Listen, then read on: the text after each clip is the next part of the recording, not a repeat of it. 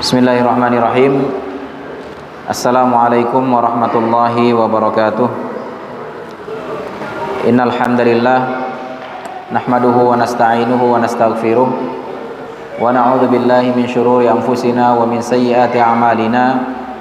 May yahdihillahu fala mudhillalah wa may yudlil fala hadiyalah. Wa asyhadu an la ilaha illallah wahdahu la syarikalah wa asyhadu anna Muhammadan abduhu wa rasuluhu la nabiyya ba'dah. Ya ayyuhalladzina amanu taqullaha haqqa tuqatih wa la tamutunna illa wa antum muslimun. Ya ayyuhan nasu taqu rabbakumul ladzi khalaqakum min nafsin wahidah wa khalaqa minha zawjaha wa batha minhuma rijalan katsiran wa nisaa'a wattaqullaha alladzi tasaaluna bihi wal arham innallaha kana 'alaikum raqiba. Ya ayyuhalladzina amanu taqullaha wa qulu qawlan sadida yuslih lakum a'malakum wa yaghfir lakum dhunubakum wa may yuti'illaha wa rasulahu faqad faza fawzan 'azima.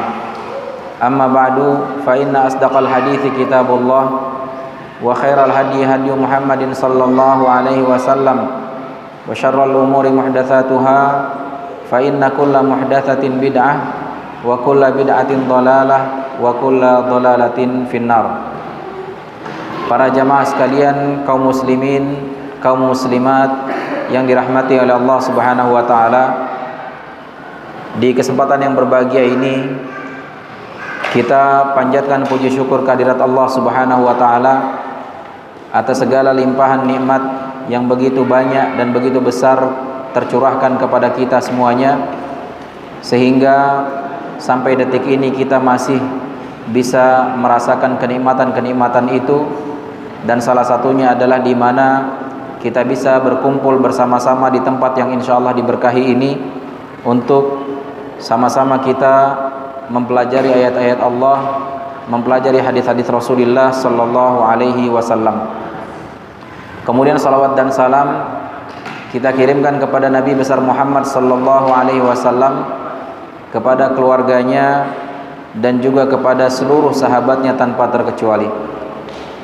Para jamaah sekalian rahimakumullah, kita kembali membahas kitab Ma'alim fi Tariqi Talabil Ilmi yang ditulis oleh Syekh Abdul Aziz bin Muhammad bin Abdullah As-Sadhan hafizahullahu taala, yang mana di kesempatan yang lalu kita masih sedang membahas tentang talabatul ilmi atau talibul ilmi wa hifdzul Quran, yaitu tentang bagaimana seorang penuntut ilmu dengan hafalan Al-Qur'annya. Dan telah panjang lebar kita jelaskan tentang bagaimana seharusnya seorang penuntut ilmu yang tentu sangat dianjurkan untuk juga bisa menghafal Al-Quran. Dan di kesempatan yang berbahagia ini kita sudah sampai pada penghujung pembahasan ini, yaitu tentang penuntut ilmu dengan menghafal Al-Quran. Yaitu di sini disebutkan wa bikulli hal yustafadu mimma sabaq anna mimma yu'inu ala hifdzil Quran al-Karim ma yali. Ya, di sini Syekh Hafizahullah taala mengatakan bahwasannya dari apa-apa yang telah kita jelaskan di pembahasan-pembahasan sebelumnya, maka akhirnya kita bisa mengambil kesimpulan tentang perkara-perkara yang bermanfaat yang bisa membantu seorang penuntut ilmu di dalam menghafal Al-Quran. Apa saja itu? Yang pertama adalah hal yang bisa membantu seseorang atau penuntut ilmu untuk bisa mudah di dalam menghafal Al-Quran adalah du'aullahi bisidqin wa ikhlasin ayyu'inahu ala hifdzih wa ayyakuna qasdahu mardatillahi ta'ala ilman wa amalan. Nah, ini poin yang paling utama yang tidak boleh luput dari setiap kita, terutama para penuntut ilmu yang menghafal Al-Quran. Hendaklah dia senantiasa berdoa kepada Allah Subhanahu wa taala dengan penuh keikhlasan dan juga dengan penuh kejujuran di dalam doanya. Jadi bukan hanya sekedar basa-basi, bukan hanya sekedar ritual, tetapi benar-benar dia berdoa memohon kepada Allah Azza wa Jalla, kepada Allah yang Maha Kuasa atas segala sesuatu. Dengan penuh keikhlasan dia berdoa, ya, meminta agar Allah Subhanahu wa taala memberi pertolongan kepada kita di dalam menghafal Al-Qur'an. Dan hendaknya dia melakukan itu dalam rangka untuk mencari keridhaan Allah Subhanahu wa taala, baik secara ilmu dan juga secara amalan. Jadi ini adalah poin yang pertama yang wajib diambil atau dilakukan oleh para penuntut ilmu yang menghafal Al-Qur'an khususnya. Hendaklah dia banyak berdoa kepada Allah dengan penuh kejujuran dan keikhlasan agar kiranya Allah Subhanahu wa taala bisa membantunya di dalam menghafal Al-Qur'an, sehingga dengan begitu Allah pun memberikan kemudahan. Kemudian yang kedua, para jamaah sekalian yang dirahmati oleh Allah Subhanahu wa taala, ayyurattiba lahu waqtan yaumiyan in istata' yatafarraghu fihi tafarrugan kulliyan liqira'atil hifdzi. Hendaknya seseorang yang menghafal Al-Qur'an itu bisa mengatur waktunya setiap hari. Ya, jadi dia menjadwalkan. Dan masya Allah nih adik-adik kita yang di pondok, ya benar-benar sudah terjadwal waktunya. Tinggal bagaimana kesungguhan antum untuk bisa menjalaninya dengan penuh keikhlasan tadi. Bukan karena unsur keterpaksaan, bukan karena takut dimarahi orang tua, bukan karena takut dimarahi ustadznya, bukan.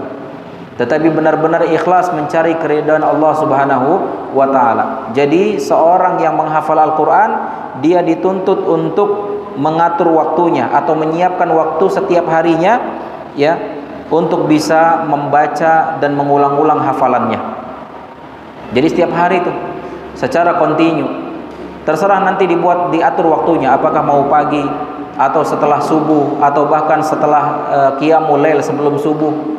Dia siapkan waktu benar-benar untuk menghafal, dan juga kemudian di waktu-waktu berikutnya dia siapkan waktunya untuk murojaah, ya, baik di siang hari, di sore hari atau di malam harinya. Yang penting harus memang benar-benar dikhususkan waktunya.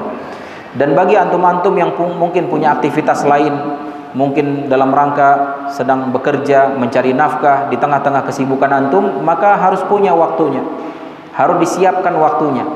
Ya, jangan sampai kemudian dicari waktu-waktu yang sisa-sisa, jangan. Ya, benar-benar kita harus mengkhususkan waktu setiap harinya. Enggak masalah sedikit, misalkan hanya 1 jam atau bahkan mungkin kurang dari itu. Yang penting kontinu. Walaupun misalkan dalam 1 hari dia hanya bisa menghafal 1 ayat, enggak masalah. Yang penting kontinu. Ya, insya Allah lambat laun, ya, antum bisa menjadi penghafal Al-Quran. Ya, tinggal bagaimana kita istiqamah di dalam menjalani ini semuanya.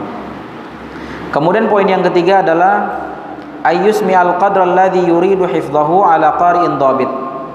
Ya, hendaknya bacaan kita atau hafalan kita ini diperdengarkan kepada yang lainnya, kepada yang memang bacaannya lebih bagus dari secara tajwidnya, makharijul hurufnya, ya. Jadi kita perdengarkan, istilahnya tasmi'. Ya, kita perdengarkan kepada orang lain, ya, mungkin kepada guru kita, kepada ustadz kita, atau siapapun di antara teman-teman kita yang memang memiliki bacaan bagus, bukan hanya dari sisi suaranya saja, tetapi juga dari sisi tajwid. Itu yang paling utama, makharijul hurufnya, hukum-hukum tajwidnya, ya, kita perdengarkan. Karena kalau seandainya kita hanya baca sendiri, menghafal sendiri tanpa ada panduan, tanpa diperdengarkan kepada orang yang sudah faham akan hal itu atau sudah menguasai hal itu, maka dikhawatirkan ada kekeliruan yang kita tidak tahu, sehingga akhirnya kemudian kita, ya, berkelanjutan dalam kekeliruan itu. Maka ini akan membahayakan tentunya. Sehingga perlu, ya, untuk tasmi'. Dan khusus untuk adik-adik kita yang di pondok, alhamdulillah, ya, selalu ada jadwal-jadwal untuk tasmi', untuk murojaah yang diperdengarkan kepada ustadz pembimbingnya atau kepada musyrifnya. Ya. Kemudian poin yang berikutnya, yang keempat, antakuna muraja'atahu lil mahfudhi fi awqatin murattabah wa ayyuhawila jahidan adamul ikhlal biha.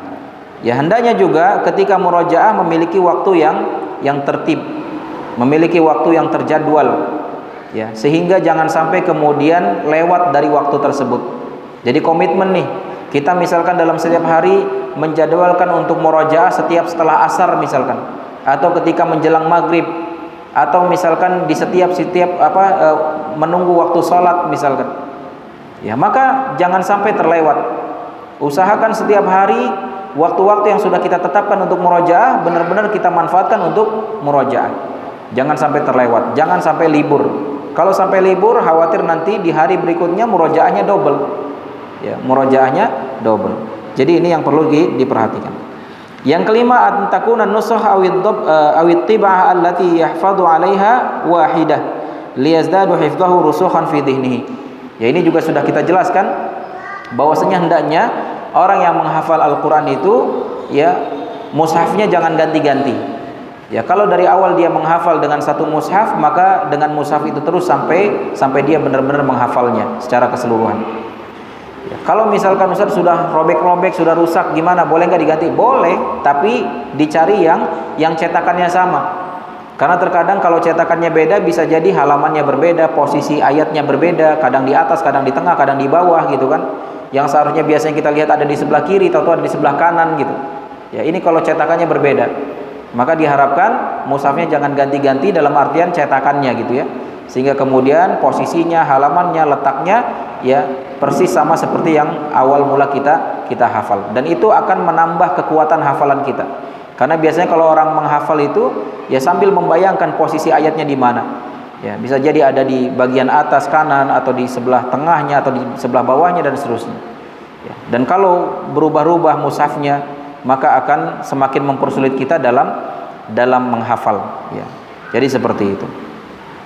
Kemudian yang keenam, ayuraddida ma yahfadz asyaratul marrat qa'iman wa qa'idan wa masyian mastata'a ila dzalika sabila. Ya, hendaklah dia mengulang-ulang apa yang dia hafal itu berulang-ulang puluhan kali bahkan ratusan kali, diulang-ulang terus. Diulang-ulang.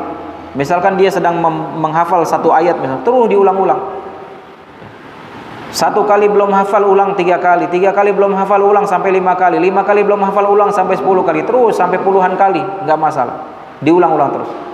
Dan mengulang-ulangnya jangan cuma dalam satu kondisi aja, jangan sambil duduk saja. Terkadang misalkan namanya duduk terus mungkin berjam-jam ngafal, mungkin capek, sambil berjalan, sambil keliling di masjid ini. Kalau kita dulu ketika di Yaman itu teman-teman, ya bahkan kita juga ikut.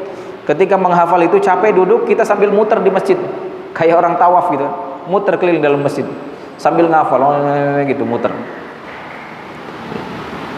Dan kalau misalnya itu sudah merasa capek atau bosan, sambil duduk atau sambil sambil berdiri atau sambil berjalan, pokoknya dalam segala kondisi dia ulang-ulang terus berkali-kali, puluhan kali, sehingga kemudian dia benar-benar bisa menghafalnya. Yang kedelapan, ayyaqra'a tafsir al-ayat allati hafidhaha wa fi dzalika maslahatani riwayah wa dirayah. Riwayatul Quran wa hifdhuhu wa dirayah ma'anihi wa fahmihi. Jadi hendaklah seorang yang menghafal Al-Quran juga jangan lupa untuk senantiasa juga membaca tafsir Al-Qurannya. Ya, dan ini memiliki dua maslahat, yaitu dari sisi dia bisa menghafalnya, dan sisi lain juga dia bisa otomatis bisa memahami apa yang dia hafalkan. Ya, dan ini masya Allah bagus sekali. Dan ini juga salah satu cara untuk memudahkan kita menghafal.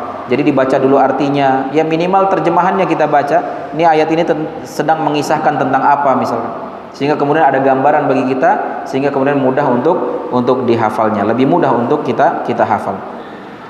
Kemudian yang kesembilan, liyahdhar minal ma'asi fa min athariha nisyanul ilmi wal hifdz. Nah, ini yang harus ditekankan, bahwasanya seorang yang menghafal Al-Quran dan secara umum seorang yang belajar ilmu agama, maka hati-hati dari yang namanya kemaksiatan.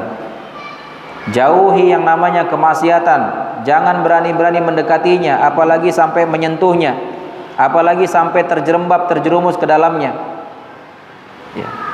Karena efeknya sangat luar biasa. Kemaksiatan membuat seorang penghafal Al-Quran jadi lupa, gampang lupa. Makanya kita yang sudah pernah hafal Al-Quran atau hafal satu ayat atau dua ayat atau satu surat, dua surat, kemudian lupa, coba tanya kepada diri masing-masing, jangan-jangan masih ada banyak kemaksiatan yang kita lakukan. Karena Al-Quran dan juga ilmu agama adalah cahaya Allah Subhanahu wa taala, yang itu tidak akan diberikan kepada orang-orang yang bermaksiat. Bahkan pernah kita kisahkan Imam Syafi'i rahimahullah, seorang yang dikenal sebagai seorang yang sangat kuat hafalannya, tapi beliau sampai mengeluhkan betapa buruk hafalan beliau. Sebagaimana beliau keluhkan kepada gurunya Imam Waqi', syakauti ila Waqi'in an su'i hifzi. Aku mengeluhkan tentang buruknya hafalanku kepada Imam Waqi', guru beliau. Kemudian Imam Waqi' menyarankan kepada beliau untuk meninggalkan kemaksiatan. Ya, Imam Syafi'i disuruh meninggalkan kemaksiatan, yang kita tahu bagaimana luar biasa kewaraan beliau. Dan kita kenal bagaimana hafalan beliau yang sangat kuat. Tapi kemudian beliau mengeluhkan, lalu bagaimana dengan kita? Dan bahkan dalam beberapa kisah disebutkan, ya, kemaksiatan atau yang dianggap kemaksiatan atau yang dianggap kemaksiatan yang menyebabkan beliau mengeluhkan buruknya hafalan, itu hanya gara-gara nggak sengaja ngelihat kakinya seorang wanita yang tersingkap. Nggak sengaja, itu pun sekilas. Lalu bagaimana dengan kita? Waliyadzubillah. Jadi intinya, seorang yang menghafal Al-Quran, terlebih yang mempelajari ilmu agama, ya, maka hati-hati dengan yang namanya kemaksiatan. Jauhi segala macam bentuk kemaksiatan, apapun itu namanya.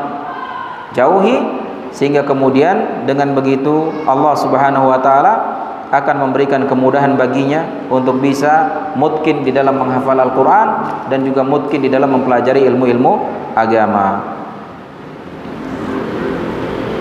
Bahkan Al-Imam Ad-Dhahhak rahimahullahu taala pernah mengatakan, "Ma ta'allama ahadunil Qur'ana fanasiyahu illa bidzambin." Beliau bahkan pernah mengatakan bahwasannya tidaklah seseorang itu belajar Al-Quran, tidaklah seorang itu menghafal Al-Quran kemudian melupakannya, melainkan karena sebab dosa, karena sebab kemaksiatan. Ya. Jadi bukan karena apa-apa, tapi karena kemaksiatan.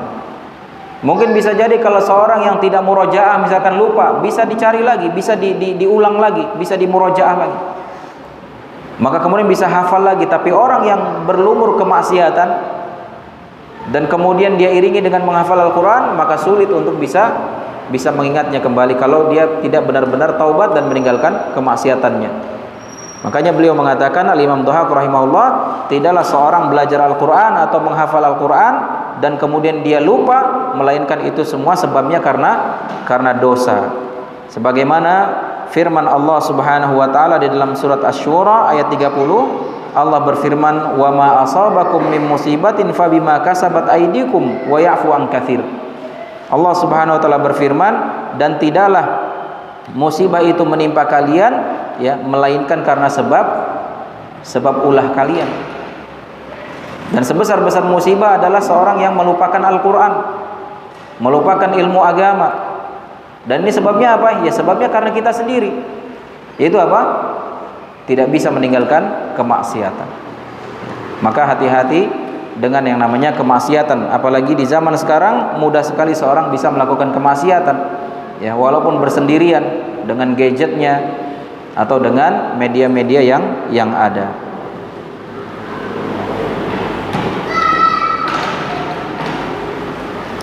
Kemudian Al-Imam Bishr bin Harith rahimahullah juga pernah mengatakan, "In aradta an tulaqqina al-ilm fala ta'si."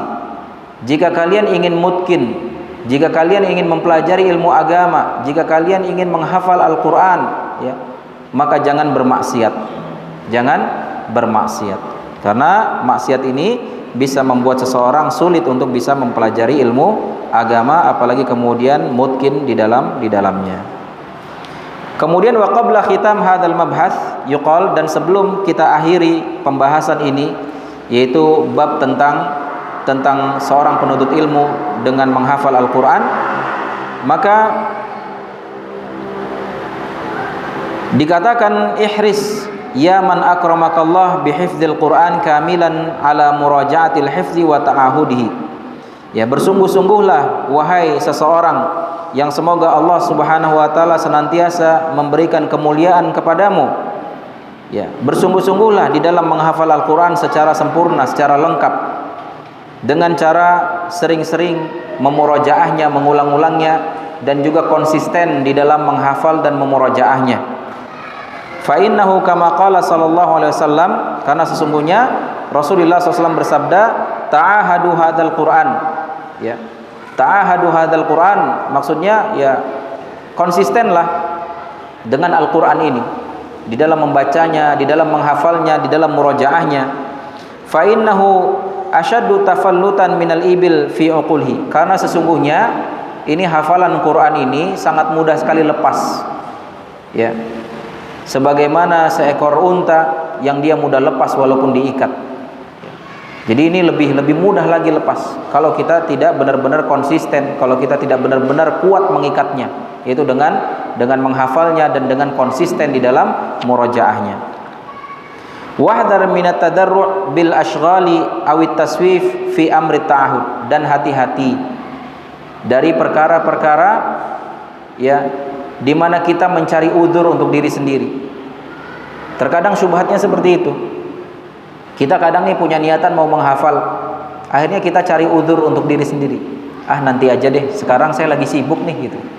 Cari udzur seolah-olah ingin membenarkan udzur itu gitu. Sehingga hatinya pun merasa tenang. Ya udah nggak apa-apa, ditunda aja besok hafalnya. Toh sekarang lagi sibuk. Ya kan? Akhirnya gara-gara itu mencari-cari udzur untuk diri sendiri, akhirnya timbul taswif. Apa itu taswif? Menunda-nunda. Ya, engke wae, apa bahasa Sundanya tuh. Nanti dulu gitu. Oh, nanti besok sibuk lagi.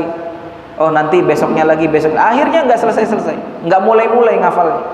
Nah, ini hati-hati. Karena biasanya setan kuat tuh godaannya. Ketika orang sudah berazam, saya pengen menghafal Al-Qur'an, saya pengen belajar ilmu agama. Biasanya setan intens tuh.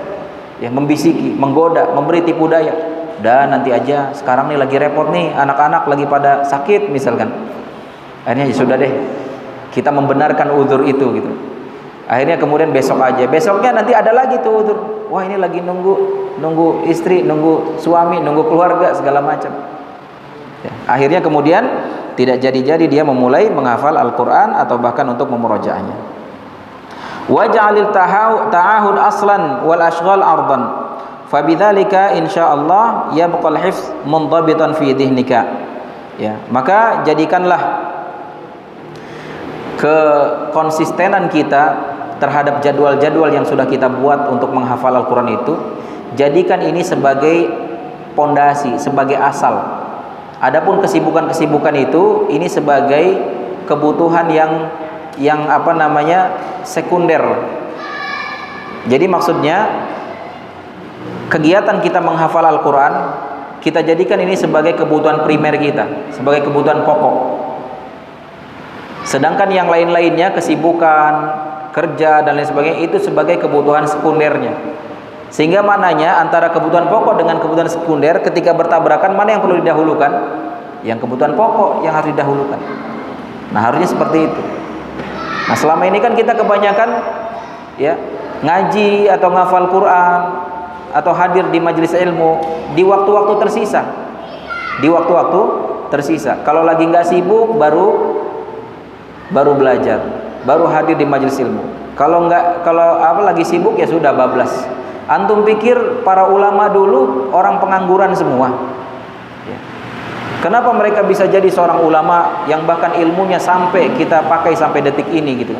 Bisa kita rasakan bagaimana jasa-jasa mereka. Mereka bukanlah orang-orang pengangguran. Mereka juga punya keluarga, bahkan punya istri. Istrinya bukan cuma satu kayak kita di sini gitu. Mereka rata-rata 4 istrinya. Jadi kesibukannya nambah kan gitu. Mereka juga berdagang, mereka juga bercocok tanam. Mereka orang-orang sibuk juga, tapi bisa gitu mengkondisikan. Karena apa? Karena mereka jadikan menuntut ilmu itu sebagai kebutuhan pokok. Adapun yang lainnya kebutuhan sekunder. Sehingga ketika berbenturan dikedepankan yang pokok daripada yang sekunder. Jangan dibalik-balik. Kalau kita sekarang menuntut ilmu jadi kebutuhan tersier, ya, bahkan kalau ada di bawah tersier itu dia gitu kan. Sedangkan kesibukan nyari dunia segala macam itu menjadi kebutuhan pokok. Nah ini terbalik. Ya, katanya mau seimbang antara dunia dan akhirat. Coba lihat seimbang nggak? Masih jauh. Ya. Kalau memang seimbang, antum sehari kerja berapa jam? 8 jam lah paling tidak. Sudah nggak antum kajian nuntut ilmu 8 jam sehari juga kalau mau seimbang? Kan enggak. Ngajinya cuma sejam, itu pun seminggu sekali. Ya. Lalu kemudian kita mengklaim harus seimbang, mana jauh dari seimbang. Ya. Jadi seperti itu. Ayyakuna miqdar al-hifdhi qalilan liyakuna athbat li hifdhihi. Ya. Dan hendaklah menghafal Al-Qur'an sedikit-sedikit gitu ya. Jangan langsung banyak, terutama bagi para pemula. Ya. Kalau misalkan pemula biasanya ini lagi semangat-semangatnya di awal-awal, akhirnya ngafal banyak, ternyata susah. Habis setelah itu langsung futur, akhirnya nggak ngafal lagi, susah ngafal. Padahal secara bertahap. Mungkin pertama menghafal 1 ayat dulu, nanti sudah 1 pekan dia menghafal seayat, nanti naik lagi jadi 2 ayat, naik lagi 3 ayat, naik lagi 1 halaman, naik lagi 2 halaman, secara bertahap. Sehingga kemudian dengan begitu lebih mudah bagi kita untuk bisa mutqin di dalam hafalannya. Ini dia para jamaah sekalian yang dirahmati oleh Allah Subhanahu wa taala, pembahasan kita tentang bab bagaimana sikap seorang penuntut ilmu dengan hafalan Al-Qur'annya. Dan sekarang kita masuk ke dalam pembahasan yang baru, yaitu tentang talibul ilmi wal qaulu bila ilmin, yaitu tentang bagaimana sikap seorang penuntut ilmu ya dengan berkata tanpa ilmu.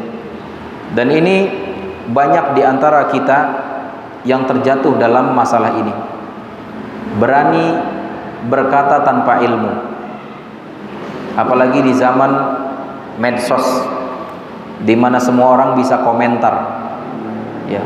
Mau yang jahil murakkab ikut berkomentar.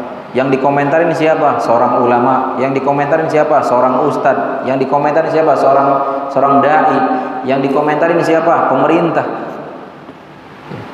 Mereka tidak punya ilmu, tapi kemudian lancang berkata-kata tanpa ilmu. Yang ini lebih banyak mudaratnya daripada maslahatnya. Nah, sehingga para penuntut ilmu harus bisa mengkondisikan dirinya. Jangan sampai kemudian dia melampaui batas dari apa yang seharusnya dia ada pada hal itu. Makanya Rasulullah SAW pernah mengatakan, rahimallahu imra'an arafa qadra nafsihi. Semoga Allah Subhanahu wa taala melimpahkan kasih sayang atau merahmati seseorang yang tahu akan kadar dirinya. Lihat ketika seseorang banyak berkomentar tanpa ilmu, yang terjadi apa? Fitnah. Yang terjadi apa? Hancurnya harga diri seorang muslim. Yang terjadi apa? Adu domba. Yang terjadi apa? Rusaknya agama. Ini banyak kejadian. Apalagi zaman sekarang untuk alasan konten, semua orang dibikin istilahnya zaman sekarang itu reaction ya. Dibikin reaction, mau ustadz kayak mau siapa dibikin video reactionnya, yang kebanyakannya berbicara tanpa ilmu, hanya berdasar asumsi, hanya berdasar ini dan itu. Yang ini lebih banyak menyesatkan daripada memberikan petunjuk kepada manusia. Nah, ini hati-hati, jangan sampai kemudian kita bermudah-mudah dalam berkata, dalam berkomentar yang kita tidak ada ilmu di dalamnya. Apalagi misalkan terkait ustadz-ustadz ya, yang selama ini kemudian terjadi perbincangan, ya ustadz ini begini, ustadz ini begitu, sedangkan kita tidak tahu ilmu dalam hal itu ya, hanya sekedar misalkan ustadz ketika bertemu dengan seseorang nggak senyum gitu misalkan, langsung diomongin, wah ustadz itu sombong, ustadz itu begini begitu, padahal dia bicara tanpa ilmu. Bisa jadi ustadz itu nggak ngelihat, atau bisa jadi matanya burem, atau bisa jadi tidak mendengar sapaan dia. Banyak hal, banyak uzur yang bisa kita berikan. Jangan sampai kemudian kita berbicara, apalagi sampai bicara ke sana kemari tanpa ilmu. Nah, ini bahaya. Ini lebih banyak merusak daripada memberikan manfaat. Nah, lebih-lebih bagi para penuntut ilmu ya. Penuntut ilmu saja ini hati-hati. Jangan sampai dia berbicara di luar kapasitasnya. Apalagi bagi mereka yang bukan penuntut ilmu, yang memang ngeblank ilmunya gitu, maka lebih berhati-hati lagi. Dan di sini penulis hafizahullah taala mengatakan qala ta'ala mukhatiban nabiyahu. Allah Subhanahu wa taala berfirman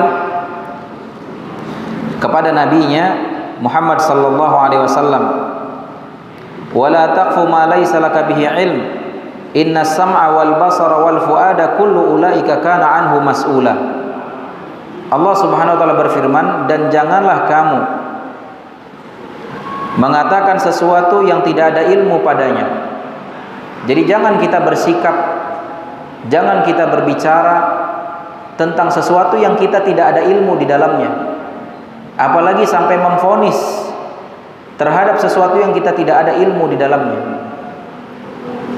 Dan ini Allah sampaikan kepada Nabi Muhammad SAW, yang Nabi Muhammad aja diwanti-wanti oleh oleh Allah Subhanahu wa taala untuk jangan sembarangan ngomong. Kalau memang tidak ada ilmunya jangan ngomong. Ini Nabi Muhammad. Lalu bagaimana dengan kita? Ya. Maka harus lebih berhati-hati lagi. Jangan sampai kemudian kita berbicara tanpa ilmu. Karena apa? Allah mengatakan innas sam'a wal basara wal fuada kullu ulaika kana anhu mas'ula. Karena sesungguhnya pendengaran, penglihatan dan juga hati, semua mereka pasti akan ditanya oleh Allah. Jangan dikira tidak ditanya, semuanya dihisab oleh Allah. Semuanya akan dihisab oleh Allah. Dan zaman sekarang orang sibuk dengan ketikan, ini akan dihisab. Ya. Ini semua akan dihisab. Apa yang antum tulis, apa yang antum ucapkan, apa yang antum lihat, apa yang antum dengar, semuanya akan dihisab, akan ditanya oleh Allah Subhanahu wa taala. Jadi jangan sembarangan kita dalam berkomentar, apalagi tanpa ilmu. Kemudian Allah Subhanahu wa taala juga berfirman yang mengisahkan tentang Nabi Nuh alaihissalam. Ketika Nabi Nuh alaihissalam memohon kepada Allah untuk keselamatan anaknya. Jadi ketika datangnya banjir besar di zaman Nabi Nuh alaihissalam, Nabi Nuh diperintahkan oleh Allah untuk mengajak seluruh yang berpasang-pasangan, dari jenis binatang berpasang-pasangan, setiap jenis satu pasang. Termasuk juga Nabi Nuh disuruh untuk membawa keluarganya untuk naik kapal. Tapi kemudian kata Allah, kecuali mereka-mereka yang memang sudah ditakdirkan dia kufur. Dan salah satunya yang ditakdirkan kufur adalah anaknya. Sampai kemudian air mulai banjir tinggi. Dan Nabi Nuh alaihissalam dengan penuh kasih sayang tetap mengajak anaknya. Luar biasa, ini anak sudah didakwahi ratusan tahun, 950 tahun Nabi Nuh alaihissalam berdakwah. Dan bukan orang lain yang mengingkari, tapi anaknya sendiri. Anak yang paling disayangnya tidak mau beriman kepada Nabi Nuh. Bahkan sampai menjelang ajalnya, Nabi Nuh tetap mengajak kepada anaknya, "Ya bunayyar kam ma'ana." Wahai anakku, ayo naik bersama kami, naik ke atas kapal. Maka kemudian anaknya yang ingkar ini mengatakan, "Sa'awi ila jabali ya'simuni minal ma'." Aku akan naik ke atas gunung yang akan menyelamatkanku dari air, dari banjir. Maka kemudian dikatakan, "La asimal yaum," tidak ada keselamatan pada hari ini. Sampai akhirnya anaknya termasuk golongan orang-orang yang tenggelam. Nah, fitrahnya seorang ayah mendapati anaknya seperti ini, sedih kan? Ya, apalagi antum-antum yang merasakan sudah punya anak, sedih mendapati anak kufur, tidak beriman kepada Allah Subhanahu wa taala, tidak beriman kepada Rasulnya, bahkan tidak beriman kepada ayahnya yang sebagai nabi dan rasul, utusan Allah. Sedih luar biasa. Sehingga kemudian Nabi Nuh berdoa kepada Allah dengan mengatakan bahwasanya innahu min ahli. Ini anak saya nih, ini keluarga saya. Bukankah engkau pernah mengatakan, ya Allah, bahwasanya Allah akan menyelamatkan keluargaku juga? Ini termasuk keluarga saya. Maka kemudian ditegur oleh Allah Subhanahu wa taala dengan mengatakan, "Fala tas'alni ma laisa laka bi ilm." Jangan kamu minta kepadaku wahai Nuh dengan sesuatu yang kamu tidak punya ilmu di dalamnya. Kamu enggak punya ilmu di dalam perkara ini. Aku yang telah menetapkan akan kekufuran anakmu. Dan yang namanya kufur ya sudah kufur, neraka tempatnya. Lalu kemudian Nabi Nuh minta agar dia diampuni, maka itu berarti permintaan tidak berdasar ilmu, dan itu ditegur oleh Allah. Fala tas'alni ma laisa laka bihi ilm, jangan engkau meminta kepadaku dengan sesuatu yang engkau tidak ada ilmu di dalamnya. Inni a'idzuka an takuna minal jahilin, aku menasihatimu, bahkan aku memperingatmu, kata Allah, agar kamu jangan sampai menjadi orang-orang yang jahil, orang-orang yang tidak berpengetahuan. Maka ini Nabi ditegur, apalagi dengan kita. Kita diwanti-wanti jangan sampai kita berbicara tanpa ilmu. Kemudian juga qala Allah Ta'ala mu'atiban ahlul kitab, Allah juga pernah menegur dan mencela ahlul kitab, Yahudi dan Nasrani. Di dalam firman-Nya Allah mengatakan, ha antum haula'i hajajtum fi ma lakum bihi ilm falima tuhajjuna fi ma laisa lakum bihi ilm wallahu ya'lamu wa antum la ta'lamun. Allah Subhanahu wa taala berfirman, beginilah kamu ini sewajarnya bantah-membantah tentang hal yang kamu ketahui. Jadi seharusnya kamu kalaupun mau berbantah-bantahan tentang sesuatu yang kamu ketahui, mau ngobrol, mau berbicara, mau berdebat silakan, tapi tentang sesuatu yang kamu ketahui. Tapi kemudian ditegur oleh Allah, maka kenapa kamu bantah-membantah tentang hal yang tidak kamu ketahui tanpa ilmu? Ditegur oleh Allah Subhanahu wa taala. Dan sesungguhnya Allah Maha mengetahui sedangkan engkau tidak mengetahui. Jadi kesimpulannya, para jamaah sekalian yang dirahmati oleh Allah Subhanahu wa taala, berhati-hatilah kita, jangan sampai kemudian kita bersikap berbicara melebihi kapasitas kita, dan jangan sampai kita berbicara tanpa ilmu. Karena inna sam'a wal basara wal fuada kullu ulaika kana anhu mas'ula. Karena dari mulai pendengaran, penglihatan, dan bahkan hati semua akan dimintai pertanggungjawaban oleh Allah Subhanahu wa taala. Kemudian qala Ibnu Jamaah rahimahullahu taala, Ibnu Jamaah rahimahullah mengatakan, idza su'ila amma la ya'lamuhu qala la a'lamuh aw la adri faminal ilmi ay yaqula la a'lam wa an ba'dihim la adri nisful ilm. Masya Allah.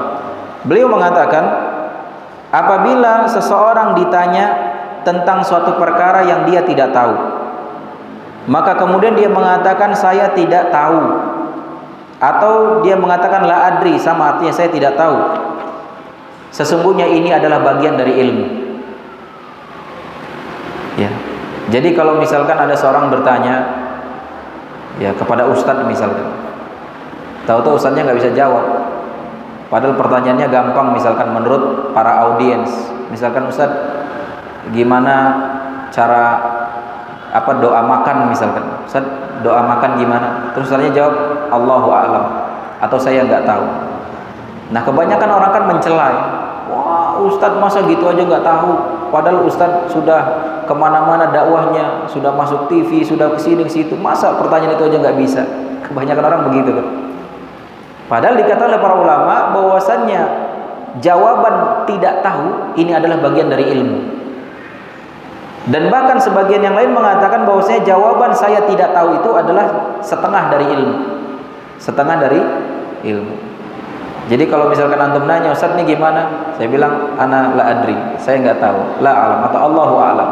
Nah itu udah setengah ilmu. Udah setengah ilmu. Jadi jangan dipaksa lagi. Emang kita nggak tahu gitu. Jadi bukan berarti ustadz itu tahu seluruh masalah. Justru dipertanyakan nih ketika ada seorang yang semuanya tahu. Ditanya masalah fikih tahu, masalah tauhid tahu, masalah nahwu tahu, masalah ekonomi tahu, masalah politik tahu. Ini masya Allah. Bisa jadi kemudian dia menjawab tanpa ilmu. Ini bahaya. Ya, apalagi kalau seandainya dia jawab merasa sungkan. Kalau nggak jawab, kalau saya bilang nggak tahu, apa kata orang gitu, gengsi. Akhirnya jawabannya ngaco, sekenanya. Ya, akhirnya kemudian membuat orang tersesat dari apa yang dia sampaikan. Wa an Ibnu Abbas radhiyallahu anhuma, idza akhta'a idza akhta al-alim la adri usibat maqalatuhu. Dari Abdullah bin Abbas radhiyallahu anhuma, beliau pernah mengatakan apabila seorang alim itu salah ya, atau dia mengatakan saya tidak tahu, maka sungguh telah benar ucapannya. Ya. Misalkan dia berkata dengan sesuatu yang salah, kemudian dia katakan saya nggak tahu, maka itu dinyatakan sudah benar perkataannya. Kemudian wa'lam anna qaulal mas'ul la adri la yadha' min qadrihi kama yadhunnuhu ba'dul jahalah bal yarfa'uhu li'annahu dalilun ala idhami mahallihi wa quwwati dinihi wa taqwa rabbahu wa taharati qalbihi wa kamali ma'rifatihi wa husni tathabbutihi ya wa husni tasabbutihi. Jadi di sini dikatakan bahwasannya perkataan seseorang yang ketika ditanya kemudian dia mengatakan saya tidak tahu. Ada orang ditanya terus dia bilang saya nggak tahu. Ini sama sekali tidak kemudian menjadikan kedudukan orang ini menjadi rendah. Ya. Sebagaimana yang dianggap oleh sebagian orang-orang yang bodoh. Ketika didapati seorang ulama, seorang ustadz ditanya terus dia bilang nggak tahu, Allahu a'lam. Orang-orang jahil mengatakan, wah ini bisa menurunkan pamornya, bisa menurunkan derajatnya. Ya. Kok bisa ustadz kibar nggak tahu? Kan begitu. Kok bisa ulama kibar nggak tahu? Ya. Ini adalah persepsi orang-orang jahil. Padahal yang benar adalah bahwasannya seseorang ketika ditanya kemudian mengatakan saya tidak tahu, ini sama sekali tidak merendahkan tidak merendahkan kapasitasnya. Bahkan yarfa'u, bahkan ini bisa meninggikan derajat dia. Meninggikan kedudukan dia di tengah umat dan bahkan meninggikan kedudukan dia di sisi Allah Subhanahu wa taala. Li'annahu dalilun ala idhami mahalli, karena seseorang yang ditanya kemudian dia mengatakan tidak tahu dengan jujur, dengan gentle dia mengatakan saya nggak tahu, maka ini justru adalah sebagai bukti tentang agungnya kedudukan dia, dan juga sebagai bukti akan kuatnya agama dia, dan juga sebagai bukti akan takwanya dia kepada Tuhannya. Begitu besar ketakwaan dia kepada Tuhannya, dan juga ini sebagai bukti akan kebersihan dan kesucian hati dia, dan juga sebagai bukti sempurnanya pengetahuan dia, dan juga sebagai bukti akan baiknya kehati-hatian dia. Jadi dalam rangka benar-benar kehati-hatian, jangankan untuk suatu perkara yang benar-benar memang dia nggak tahu, untuk perkara yang mungkin dia ragu saja, ya, atau yang dia tawakuf di dalamnya, dia tidak bisa mengambil sikap, kemudian dia mengatakan la adri, ini luar biasa. Ini adalah bukti dari kehati-hatian dia dalam beragama. Tidak sembarangan, tidak semua pertanyaan kemudian bisa dijawab. Walaupun sebenarnya mungkin tahu, ya, tapi mungkin di situ ada keraguan atau dia belum bisa melihat mana yang roji dan seterusnya. Dan bahkan kita sering menyaksikan banyak di antara guru-guru kita dan bahkan ustadz-ustadz kita yang mungkin antum semua mengenalnya sebagai ustadz kibar, sebagai ulama kibar, tapi kita dapati banyak mereka mengatakan Allahu a'lam, saya tidak tahu. Dan ini suatu hal yang biasa, tidak kemudian menjadi celak kepada orang itu, tidak kemudian menjatuhkan harga dirinya, tidak. Justru ini adalah semakin memperbesar, mempertinggi kedudukan dia di tengah masyarakat dan juga di sisi Allah Subhanahu wa taala tentunya. Karena ini adalah sebagai bukti bentuk kehati-hatian dia dan juga kewaraan dia. Wa qad rawaina ma'na dzalika an jama'atin minas salaf. Dan juga kami telah meriwayatkan yang semakna dengan itu dari jamaah, ya, sekelompok para salaf terdahulu. Wa inna ma ya'naf min qawli la adri man dha'ufat diyanatuhu wa qallat ma'rifatahu li'annahu yakhafu min suqutihi min a'yunil hadirin wa hadhihi jahalah wa riqata din wa rubbama yashtahir khatahu bainan nas wa yaqa fi ma farra minhu wa yattasif indahum bimahtaraza anhu. Jadi orang-orang yang menghina salah seorang yang mengatakan tidak tahu ketika ditanya, Ya. Ini adalah sebagai bukti dari lemahnya agama dia. Ya. Misalkan ada seorang ustadz ditanya, kemudian ustadz tidak tahu. Lalu kemudian orang yang bertanya dia menghina ustadz ini, misalkan merendahkan ustadz ini gara-gara bilang nggak tahu. Maka ini adalah sebagai salah satu bukti, sebagai salah satu bentuk bahwasanya orang yang menghina ini adalah sangat lemah agamanya dan sangat sedikit ilmu pengetahuannya, karena dia merasa takut akan jatuhnya seseorang yang ditanya kemudian menjawab tidak tahu, akan jatuh harga dirinya, akan jatuh kewibawaannya, akan jatuh pamornya di hadapan para hadirin. Ya. Ini adalah tentu persepsi orang-orang yang jahil tadi. Wa hadhihi jahalah wariqadin, dan ini adalah sebuah kebodohan dan juga ya menunjukkan akan buruknya agama seseorang tersebut. Wa rubbama yashtair khatahu bainan nas, dan bisa jadi kesalahan ini menyebar di tengah manusia, fayaqa fi ma farra minhu, dan kemudian menyebabkan orang-orang berlari darinya. Wa qad addaba Allah ta'ala al-ulama bi qissati Musa ma'al Khadir alaihi assalam hina lam yarudda Musa alaihi salam al-ilma ila Allah ta'ala lamma su'ila hal fil ardi a'lamu minka. Dan bahkan Allah Subhanahu wa taala telah memberikan adab kepada para ulama dengan kisah Nabi Musa alaihi salam, yang dimana ketika itu beliau dipertemukan dengan Nabi Khadir alaihi salam. Di saat Nabi Musa alaihi salam dia tidak menisbatkan kepada Allah Subhanahu wa taala ketika ditanya, apakah di atas permukaan bumi ini ada orang yang lebih alim darimu? Ya, Nabi Musa ditanya demikian, adakah orang yang lebih alim darimu? Dan Nabi Musa ya mengatakan tidak ada.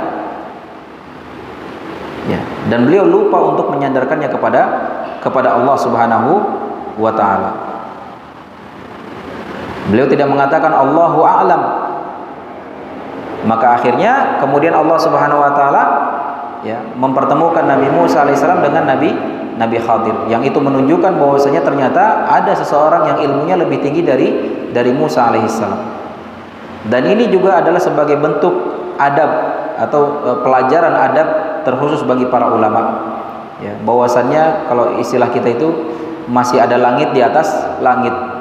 Jangan merasa diri lebih hebat, merasa diri paling berilmu, paling top, paling wah. Ya. Ini mungkin karena dia masih di situ aja, belum keluar tempurung gitu kan. Kalau sudah keluar tempurung, masih banyak yang jauh lebih baik, lebih top dari dia gitu ibaratnya. Jadi seperti itu. Wa qala Syekh As-Sa'di rahimahullahu taala, wa min a'dhami ma yajibu 'alal mu'allimin ay yaqulu lima la ya'lamunahu Allahu a'lam. Walaysa hadza binaqisin li aqdarihim, bal hadza mimma yazidu qadarahum wa yustadallu bihi ala kamali dinihim wa taharrihim lis-shawab. Dan Syekh As-Sa'di rahimahullah taala pernah mengatakan bahwasannya, dan bagian dari perkara yang sangat besar yang wajib bagi para guru, bagi para ustadz, bagi para pengajar, bagi para pendidik adalah hendaklah dia mengatakan ketika dia ditanya tentang sesuatu yang tidak dia ketahui, itu dengan mengatakan Allahu a'lam. Ya. Ini terkhusus terutama bagi para guru, bagi para pengajar, muallimin, para ustadz. Ketika ditanya tentang sesuatu yang dia tidak tahu, maka jangan sungkan jawab Allahu a'lam. Ana la adri, saya enggak tahu. Walaysa hadza binaqisin li aqdarihim, dan ini bukan kekurangan, bukan sebuah aib, bukan sebuah kekurangan bagi orang itu, dan sama sekali tidak menjatuhkan wibawa dia, sama sekali tidak. Bal hadza mimma yazidu qadrahum, bahkan hal ini adalah sesuatu yang bisa menambah kedudukan dia, bisa menambah kewibawaan dia. Ya. Wa yustadallu bihi ala kamali dinihim, bahkan ya ini menunjukkan akan sempurnanya agama dia, wa taharrihim lis-shawab, dan juga kehati-hatian dia di dalam memilih mana yang benar. Jadi ini dia ikhwan akhwat yang dirahmati oleh Allah Subhanahu wa taala, ya di dalam pembahasan ini, yang mana kesimpulannya diharuskan bagi kita dan terkhusus bagi para talabatul ilm untuk berhati-hati, jangan sampai kemudian berkata tanpa ilmu. Ya, makanya Al-Imam Al-Bukhari rahimahullah taala beliau mengatakan dalam kitab sahihnya, al-ilmu qabla al-qawli wal amal. Wajib kita mendahulukan ilmu dulu sebelum berkata dan beramal. Jadi jangan lancang kita ngomong tentang suatu perkara, ya, melainkan terlebih dahulu seharusnya kita membekali diri dengan ilmu. Dan jangan lancang kita ngomong kalau kita tidak ada pengetahuan di dalamnya, karena setiap segala sesuatu itu akan ada hisabnya di sisi Allah Subhanahu wa taala. Saya kira ini yang bisa disampaikan ikhwan akhwat yang dirahmati Allah Subhanahu wa taala, dan pembahasan ini belum selesai tentunya, masih ada penyampaian-penyampaian lain dari penulis hafizahullah taala yang insyaallah akan kita lanjutkan di kesempatan yang akan datang. Dan ini sebelum kita tutup, saya infokan bahwasanya insyaallah untuk kegiatan kajian kita di kesempatan mendatang, bukan Kamis besok ya, Kamis berikutnya berarti ya. Oh iya, mulai Kamis besok ya, ada ustadz ya. Jadi pokoknya di kesempatan kajian mendatang itu kajian akan dimulai setelah selesai sholat asar. Jadi diharapkan seluruh jamaah turut bersama-sama sholat asar di masjidnya. Sekalian tuh yang mungkin bawa istri, sekalian bawa istrinya. Jadi jangan bolak-balik lagi, kasihan. Bolak-balik habis sholat asar kemudian pulang dulu jemput istrinya gitu kan, repot banget gitu. Jadi sekalian sholat asar kita sama-sama di sini. Setelah itu, setelah sholat asar, zikir setelah sholat biasa. Kemudian nanti anak-anak kita yang masih belajar bisa nanti dikondisikan sama ibu gurunya, sama ustadz-ustadznya di ruangan untuk zikir petang, ya.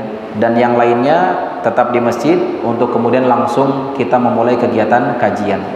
Agar apa? Agar nanti insya Allah selesainya bisa lebih cepat, ya, sehingga kemudian apalagi ustadz-ustadz yang lokasinya jauh bisa lebih cepat pulangnya untuk menghindari kemacetan, ya. Jadi mohon bisa dimaklumi untuk hal itu, dan insya Allah ini kebaikan untuk kita semuanya.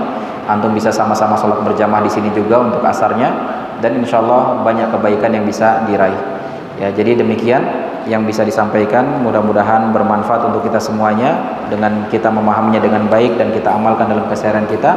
Kita tutup dengan doa kafaratul majlis. Subhanakallahumma bihamdika asyhadu an la ilaha illa anta astaghfiruka wa atubu ilaik. Assalamualaikum warahmatullahi wabarakatuh.